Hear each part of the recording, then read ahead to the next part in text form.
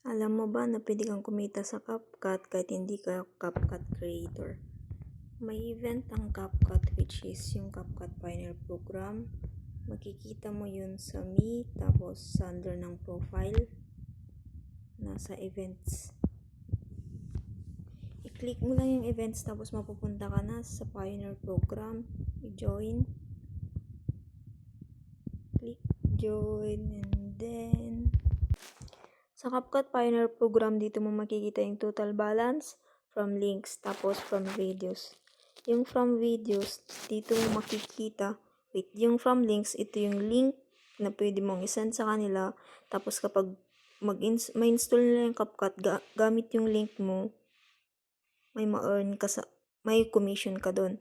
Tapos from videos, kung gusto mong i-check yung mga pinopost mo sa TikTok, pwede mong i-copy-paste yung link nito, tapos madadirect ka na sa TikTok.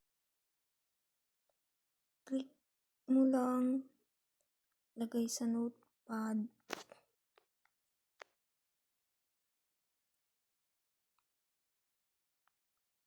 Tapos, mapupunta ka na sa TikTok.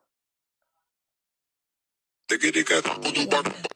Dapat yung pinopost mo, may try this template kasi dyan makakount yung install. Tapos, gagamitin mo yung tatlong hashtag which is CapCut, CapCut Pioneer, Pioneer Program. Kailangan mong magamit yan para makapasok yung pinopost mo sa CapCut. Ito yung account ko, isang account ko, which is hindi siya CapCut creator, pero pwede pa rin akong nakaka-post sa Pioneer Program. Kapag may isang mag-install galing from US, $5 yung equivalent. Pero kapag other country, $1 install, $1. Balik sa CapCut, from links, back. Total balance yung $5. Yun yung income ko dito sa CapCut Pioneer Program.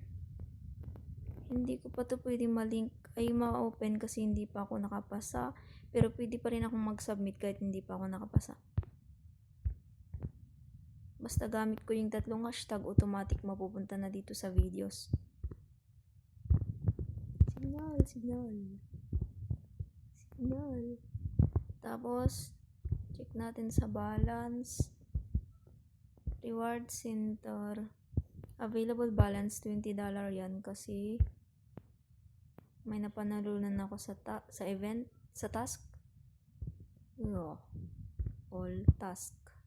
Yung peak active na to, ito yung reward.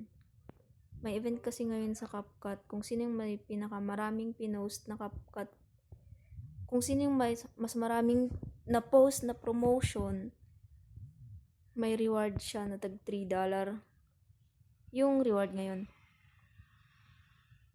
Basta kapag peak active yung na-receive mo, reward mo yan sa event, sa pinakaparamihan ng post. Tapos kapag affiliate pick special program, yan yung commission mo. Yan yung may nag-install ng CapCut galing yung template na pinost mo. Comment ka lang kung may gusto ka pang malaman about sa CapCut at gagawin ko din ng tutorial.